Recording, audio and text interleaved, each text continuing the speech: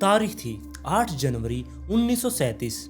China का Beijing शहर, जहां पर सुबह के टाइम पर एक बुजुर्ग व्यक्ति अपने घर से बाहर वॉकिंग के लिए निकलता है।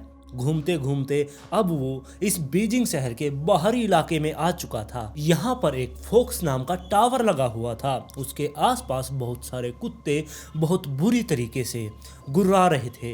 वहाँ पर उसे एक अजीब सी बदबू भी आ रही थी, लेकिन उसे समझ नहीं आया कि ये बदबू किस चीज़ की है। वो कुत्तों का पीछा करते करते अब बिल्कुल उस फोक्स टावर के नीचे जा पहुँचा। वहाँ पर उसने देखा कि एक लड़की की लाश पड़ी है, जिसे देखकर वो भयानक तरीके से घबरा जाता है और उल्टे पांव वो पुलिस स्टेशन की तरफ भागने लगता है। पुलिस स्टेशन में गया वो भागता भागता, वहां पर जाकर वो हाफते हाफते अब पुलिस वालों को इस घटना के बारे में बताता है कि उसने फोक्स टावर के नीचे एक लड़की की लाश को देखा है। ये सुनते ही पुलिस वाले अपनी गाड़ी उठाते हैं, सीधे ही उस घटना स्थल पर पहुंच जाते हैं। अब जब पुलिस वाले उस जगह पर पहुंचे, वो भी देखकर उस लड़की की हालत को वो भी चक्कर खा गए, क्योंकि इतनी बुरी हालत उस लड़की की कर रखी थी। उसके पूरे शरीर पर सर से लेके पांव तक उसको चाकुओं से रेत रखा था। उसके पूरे शरीर के ऊपर चाकू के निशान थे और वो लड़की आधी नेकेड थी। उसके शरीर पर आधे पर ही कपड़े डाले हुए थे। उसका चेहरा बिल्कुल पूरी तरीके से बिगाड़ दिया गया था ताकि उसकी कोई पहचान ना कर सके। और साथ में जब पुलिस वालों ने आगे बढ़कर उसकी चैन खोली, उसके जैकेट की चैन खोली, तब पुलिस वाले एकदम से पीछे की तरफ गिर गए, क्योंकि उसकी छाती फाड़ दी गई थी। उसके अंदर से उसका दिल निकाल लिया था और साथ में बहुत सारे ऑर्गन्स गायब थे। अब पुलिस वाले ये देखकर भी हैरान थे कि इस लड़की को इतनी बेरहमी से यहाँ पर मारा तो गया है, लेकिन इसके आसपास खून की एक बूंद भी नहीं है। यानी कि अब इस लड़की को मारा तो कहीं और गया होगा और इसे लाकर यहाँ पर फेंक दिया। ये बात सोचकर अब पुलिस वाले हैरान थे कि इसकी हत्या किसने की होगी। सबसे बड़ा सवाल पुलिस वालों के सामने यही था कि इतना क्रूर हत्यारा कौन हो सकता है। अब पुलिस वाले अपनी इन्वेस्टिगेशन कर ही रहे थे कि भीड़ के अंदर से एक व्यक्ति लड़खड़ाते पांव अब इस लाश की तरफ बढ़ने लगा। उस लाश के पास जाकर वो घुटनों के बल बैठ गया और बहुत जोर जोर से चिंघाड़े मार मार के वो रोने लगा। वो पामेला पामेला करके रो रहा था। वो रोने वाला व्यक्ति और कोई नहीं, इस मरने वाली लड़की का पिता था। इसने इस लड़की को गोद लिया था और इस व्यक्ति का नाम एडवर्ड वॉर्नर था।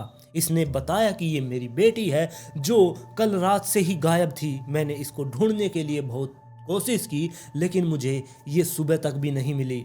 और जब मुझे सुबह पता चला कि एक लड़की की लाश मिली है, मैं इसे देखने आया। ये और कोई नहीं बल्कि मेरी ही बेटी है। अब एडवर्ड ने बताना शुरू किया कि वो यहाँ पर चाइना के अंदर बहुत अच्छे से रहा करता। उसका एक हंसता खेलता परिवार था। उसकी पत्नी के साथ वो बहुत ज़्यादा खुश था, लेकिन उसे पता चला कि उसकी पत्नी कभी माँ नहीं बन सकती। इसकी वजह से ये दोनों मिलकर पति पत्नी अब एक अनाथ आश्रम में जाते हैं। वहाँ पर इस छोटी सी बच्ची को ये देखते हैं, जिसका नाम इन्होंने पामेला वॉर्नर रखा। पामेला को ये अपने घर पर ले आते हैं और इसकी सारी इच्छाएं पूरी करना शुरू कर देते हैं। ये इससे बहुत ही ज़्यादा प्यार किया करते। इन्होंने बस अपनी बिल्कुल खुद की ही बेटी इसको मान लिया था कि इससे ज़्यादा इनकी ज़िंदगी में कोई भी नहीं था। लेकिन धीरे धीरे वक्त को कुछ और ही मंजूर था, क्योंकि जब 5 साल की ये पामेला हुई, उस टाइम पर इसकी माँ इसको छोड़कर दुनिया से चली गई। अब जो ये एडवर्ड था, इसने ही अपनी बेटी पामेला को माँ और बाप दोनों का प्यार देना शुरू कर दिया। ये इसकी हर एक छोटी बड़ी चीज़ का ध्यान रखने लगा, इसकी हर एक खुशी का ये ध्यान रखा करता। एडवर्ड बहुत ही ज़्यादा अमीर व्यक्ति था, क्योंकि ये राजनीति में भी इन्वॉल्व था, जिसकी वजह से इसके पास पैसों की कोई भी कमी नहीं थी। इसने अपनी बेटी को बहुत अच्छे संस्कार दिए, उसे इंडिपेंडेंट बनाया। वो बहुत ही ज़्यादा खुले दिल की थी। वो हर एक बंदे की मदद किया करती। अमीर परिवार में, अमीर माहौल में वो पली बड़ी थी, लेकिन फिर भी वो बहुत ही ज़्यादा अच्छी लड़की थी। और फिर 7 जनवरी 1937 के दिन जो ये पामेला थी, ये अपनी दोस्तों के साथ, 2 इसकी दोस्त थी जिनके साथ ये आइस स्केटिंग करने के लिए अब एक जगह पर जाती है। वहाँ पर ये तीनों फ्रेंड्स आइस स्केटिंग करती हैं। पूरा दिन ये वहीं पर घूमती रहती हैं, आइस स्केटिंग करती रहती हैं और इन्हें पता ही नहीं चला कि कब शाम हो चुकी थी। शाम के 7 बज चुके थे। अब इनको घर लौटना था। ये तीनों ही बस वहाँ पर रह चुकी थी, बाकी सभी लोग वहाँ से जा चुके थे। अब ये तीनों उससे बाहर निकलती हैं, अपना सामान पैक करती हैं और आपस में बात करने लगती हैं। पामेला की जो वो दो फ्रेंड्स थी उन्होंने कहा कि बाहर बहुत ज़्यादा ठंड हो चुकी है, साथ में अंधेरा हो गया है, क्या तुम्हें घर जाते हुए डर नहीं लगेगा। पामेला थोड़ी सी मुस्कुराई और उसने कहा कि डर जैसी चीज़ तो कुछ होती नहीं है और मुझे डर भी नहीं लगता। मेरे पिता ने मुझे इतना ज़्यादा स्ट्रॉन्ग बनाया है कि मैं किसी से भी नहीं डरती और मैं जल्द ही घर पहुंच जाऊंगी। ये कहकर वो अपनी साइकिल उठाती है और वहाँ से निकल जाती है। वो लास्ट टाइम था जब पामेला को आखिरी बार देखा गया था। दूसरी तरफ एडवर्ड अपने घर के अंदर सोफे पर बैठा पामेला का वेट कर रहा था। वो बार बार घड़ी की तरफ देख रहा था। घड़ी में अब 8 बज चुके थे, लेकिन पामेला अभी तक घर पर नहीं पहुंची। जिसके बाद वो घड़ी की तरफ देखता रहता है, बहुत ज़्यादा चिंता में था। जैसे जैसे घंटे बीत रहे थे उसकी टेंशन और ज़्यादा बढ़ती जा रही थी। अब काफ़ी देर हो चुके थे पामेला को घर पर आए हुए।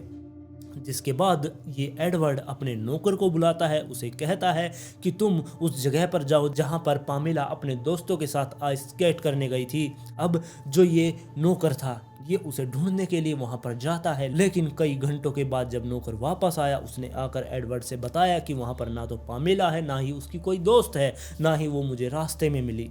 ये बात सुनकर एडवर्ड बहुत ज़्यादा घबरा गया। उसने अपनी टॉर्च उठाई और सीधा ही वो बाहर निकल गया। हर एक गली, हर एक मोहल्ला, सारे अंधेरों को छानता हुआ वो अपनी बेटी को ढूंढ रहा था। ढूंढते ढूंढते अब उसे सुबह हो चुकी थी, लेकिन पामेला का कहीं भी कुछ पता नहीं चला। जिसके बाद उसके कानों में एक खबर आती है कि फोक्स टावर के नीचे एक लड़की की लाश मिली है। इस चीज़ से वो बहुत ज़्यादा घबरा गया था। वो सोच रहा था कि शायद ये उसकी बेटी नहीं होगी, जिस चीज़ से वो डर रहा था, लेकिन फिर भी वो हिम्मत करता है और उस लाश को देखने के लिए उस जगह पर पहुंचता है। धीरे धीरे भीड़ को हटाते हुए जैसे ही वो आगे की तरफ बढ़ रहा था उसने देखा कि सामने एक सुनहरे बालों वाली लड़की पड़ी हुई है। उसके शरीर के ऊपर कपड़ा ढक रखा था, लेकिन उसके बाल दिख रहे थे।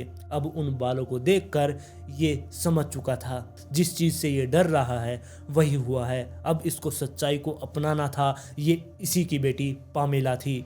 अब पुलिस वालों ने बताना शुरू किया कि इस लड़की के सर पर किसी भारी चीज़ से इस पर वार किया गया है, जिसकी वजह से इसकी खोपड़ी बिल्कुल चकनाचूर हो चुकी है। साथ में इसको मारने के बाद इसके दोनों कंधों की हड्डियों को तोड़ दिया गया था। किसी जान पहचान वाले व्यक्ति ने ही इस लड़के की हत्या की है और जिस तरीके से इसके शरीर को काटा गया है उसके अंदर 10 सेंटीमीटर की तलवार को काम में लिया गया था। और इसके शरीर को काटे जाने को देखकर पुलिस वालों ने यही बताया कि किसी सर्जन का ये काम है। और दूसरी तरफ अब लोगों ने एडवर्ड के ऊपर ही इल्जाम लगाना शुरू कर दिया कि उसने ही अपनी बेटी को मारा है, क्योंकि पड़ोसियों ने बताया कि जो ये एडवर्ड है ये बहुत ही ज़्यादा पढ़ाई में होशियार था। इसने बहुत सारी पढ़ाई की है, ये बहुत ज़्यादा इंटेलिजेंट है, लेकिन ये अपने गुस्से पर कंट्रोल नहीं कर पाता। इसने ऐसा बहुत बार करके भी दिखाया है और इसका जो पास्ट था वो बहुत ही ज़्यादा इसके लिए परेशानी खड़ी कर रहा था। लेकिन पुलिस वाले इस बात से भी हैरान थे कि जब एडवर्ड अपनी बेटी की लाश के पास आया था उस टाइम पर वो बहुत बुरी तरीके से रो रहा था। उसका चेहरा बिल्कुल पीला पड़ चुका था। ऐसा लग रहा था वो बिल्कुल रियल रो रहा है, ऐसा नहीं लग रहा था कि वो कोई नाटक कर रहा है।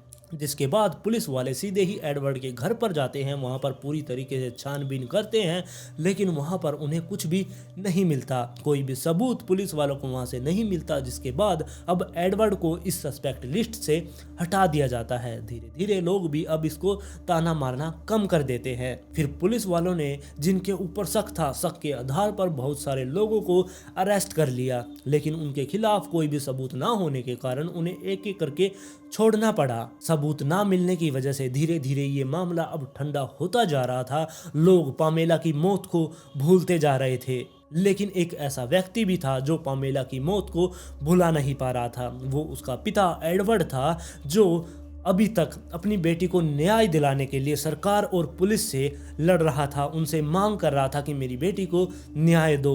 लेकिन दूसरी तरफ पुलिस वाले इस काम पर बिल्कुल भी ध्यान नहीं दे रहे थे, जिसकी वजह से जो ये एडवर्ड था वही इस काम को आगे बढ़ाता है, वही इस केस में जांच करना शुरू कर देता है। अब उसे ये पता लगाना था कि जिसने पामेला को मारा है वो अमीर होना चाहिए, क्योंकि जब उसे मारा गया उसके हाथ में एक हीरे की अंगूठी थी। उस अंगूठी को उस हत्यारे ने निकाला ही नहीं, यानी कि कोई अमीर व्यक्ति था जिसने पामेला को मारा था। और तो और एडवर्ड ने बहुत सारा इनाम भी रख दिया कि जो भी मेरी बेटी के हत्यारों के बारे में मुझे कुछ भी सुराग देगा तो मैं उसे बहुत सारा इनाम दूंगा।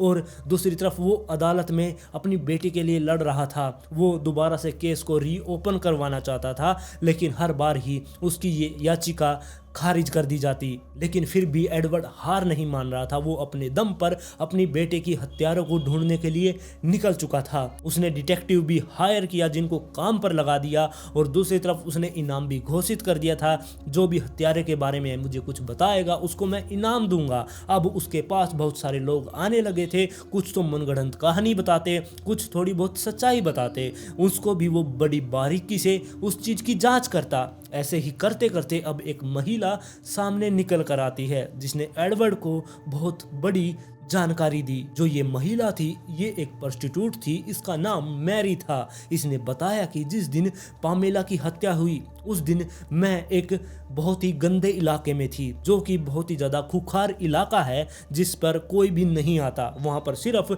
बहुत गंदे लोग आते हैं।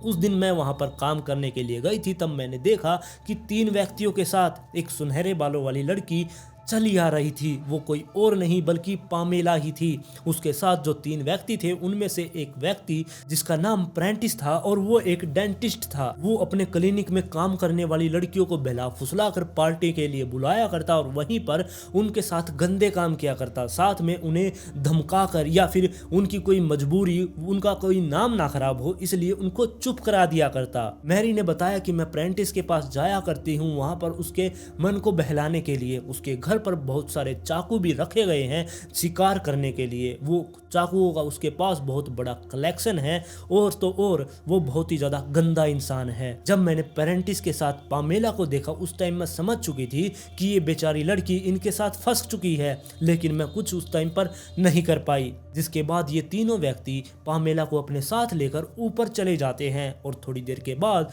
वहां पर 2 भयानक चीखें सुनाई देती हैं जो कि पामेला की थी। अब जो ये मैरी थी ये समझ चुकी थी कि उसके साथ कुछ गलत हुआ है, और थोड़ी देर के बाद एक धड़ाम की आवाज़ आई जैसे कि पामेला धरती पर गिरी है और उसकी मौत हो गई है। ये आवाज़ सुनकर मैरी बहुत ज़्यादा घबरा गई थी, और मैरी अकेली नहीं थी जिसने ये चीज़ वहाँ पर देखी थी।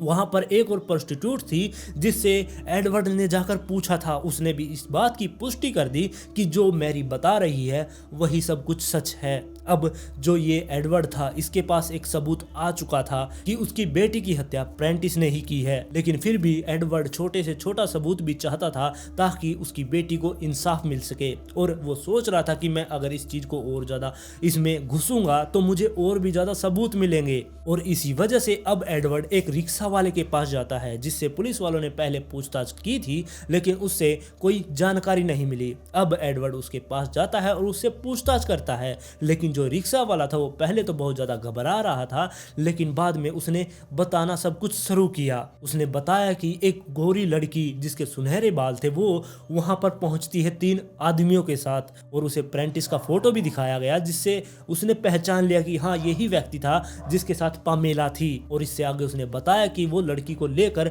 अंदर की तरफ चले गए। 2 घंटे तक कोई भी आया नहीं बाहर, लेकिन 2 घंटे के बाद जब वो सारे के सारे बाहर आते हैं तब वो उस लड़की को अपने हाथों में उठाए हुए थे। वो लड़की कुछ बोल नहीं रही थी, उसकी आंखें बंद थी, उसका चेहरा ढक रखा था, उसके अंदर से खून टपक रहा था जिसकी वजह से मैं बहुत ज़्यादा डर चुका था। जिसके बाद वो तीनों व्यक्ति मेरे पास आते हैं, उस लड़की को रिक्शे में रखते हैं, साथ में वो भी बैठते हैं और मुझे कहते हैं कि तुम इसे किसी सुनसान जगह पर ले चलो। और वो रिक्शा वाला बहुत ज़्यादा डर चुका था जिसकी वजह से वो कोई सवाल नहीं करता, चुपचाप वो एक सुनसान इलाके में उनको लेकर पहुंचता है। वहां पर जाकर उस लड़की को वहां पर फेंक दिया जाता है, जिसके बाद उन तीनों ने उसे पैसे दिए और साथ में उसे बहुत ज़्यादा धमकाया कि अगर तुमने मुंह खोला तो तुम्हारा भी यही हशर होगा। जिसके बाद वो रिक्शा वाला चुपचाप वहां से भाग जाता है। अब एडवर्ड को पक्का पता चल गया था, उसके पास सारे सबूत थे कि उसकी बेटी की हत्या पैर्टिस ने ही की है। अब जो ये एडवर्ड था, इसे पता चल चुका था कि जो पैर्टिस है वो भोली भाली लड़कियों को बहला फुसला कर अपनी पार्टियों में बुलाता है और उनके साथ बहुत गलत काम करता है। और जिस रात पामेला की हत्या की गई थी उसके बारे में भी पैर्टिस से बात की गई, लेकिन उसने साफ इनकार कर दिया। उसने कहा कि मैं तो फिल्म देखने के लिए थिएटर में गया हुआ था। लेकिन जब एडवर्ड ने इस चीज की जांच की तो उसे पता चला कि उस दिन तो कोई फिल्म लगी ही नहीं हुई थी। इसका मतलब जो पैर्टिस था वो बहुत ज्यादा झूठ बोल रहा था। अब जो ये एडवर्ड था, इसने एक और याचिका दायर की कि दोबारा से मेरी बेटी का केस को खोला जाए और उसके साथ बहुत सारी सबूतों को लगाया भी। उसने ये भी बताया कि जिस दिन मेरी बेटी पामेला इस डॉक्टर के पास अपने दांतों का चेकअप करवाने गई थी, उसी दिन इस डॉक्टर की गंदी नज़र उसके ऊपर पड़ गई। उसने इसको बहला फुसला लिया और उसे पार्टी के लिए इनवाइट किया और वो बेचारी उनकी बातों में आ गई। वहां पर जाते ही उसे 3 व्यक्तियों ने पकड़ लिया और उसे ऊपर लेकर गए। उसके सर पर किसी भारी चीज से वार किया गया, जिसकी वजह से उसकी मौत वहीं पर हो जाती है और वो तीनों व्यक्ति डर जाते हैं। अब वो सोच रहे थे कि इसको ठिकाना कैसे लगाया जाए, जिसके बाद वो उसके पहले तो चेहरे को बिगाड़ते हैं, उसके सारे कपड़े फाड़ देते हैं और उसको सेक्सुअल एब्यूज भी करते हैं, जिसके बाद वो उसे उठाकर उस फोक्स टावर के नीचे फेंक आते हैं। लेकिन फिर भी इस केस को ओपन नहीं किया जाता। यहाँ पर सबूत की भी कोई कमी नहीं थी। हर गवाह भी यहाँ पर तैयार था गवाही देने के लिए, लेकिन जो डॉक्टर था उसके सरकार के साथ बहुत अच्छे संबंध थे, जिसकी वजह से पामेला के केस की कोई भी सुनवाई नहीं हो रही थी। एडवर्ड ने अपनी पूरी जान लगा दी थी अपनी बेटी को इंसाफ दिलाने के लिए। उसने 150 पन्नों का एक दस्तावेज तैयार किया जिसके अंदर इम्पोर्टेंट बहुत सारे सबूत थे और इसके अलावा जो गवाही देने वाले गवाह थे वो भी उसके साथ थे। लेकिन फिर भी इस केस को ओपन नहीं किया गया क्योंकि पैर्टिस बहुत ज़्यादा शक्तिशाली था, उसके सरकार के साथ लिंक थे, जिसकी वजह से एडवर्ड की कोई भी सुनवाई नहीं हो रही थी। उसकी बेटी को कभी इंसाफ मिल ही नहीं पाया और ये केस आज भी एक मिस्ट्री बना हुआ है क्योंकि इसमें सबूत होने के बावजूद भी यहाँ पर सरकार कुछ भी नहीं कर रही। और आप लोग ही बताइए ऐसे लोगों का और ऐसी सरकार का क्या करना चाहिए। आप लोग इस केस के बारे में अपनी राय मुझे कमेंट में जरूर दें। और आज की स्टोरी में बस इतना ही। आप लोग इस चैनल पर अगर पहली बार आए तो चैनल को सब्सक्राइब कर ले, वीडियो पसंद आई तो लाइक एंड शेयर जरूर करें और जल्द ही मिलते हैं ऐसे ही एक और इंटरेस्टिंग केस के साथ।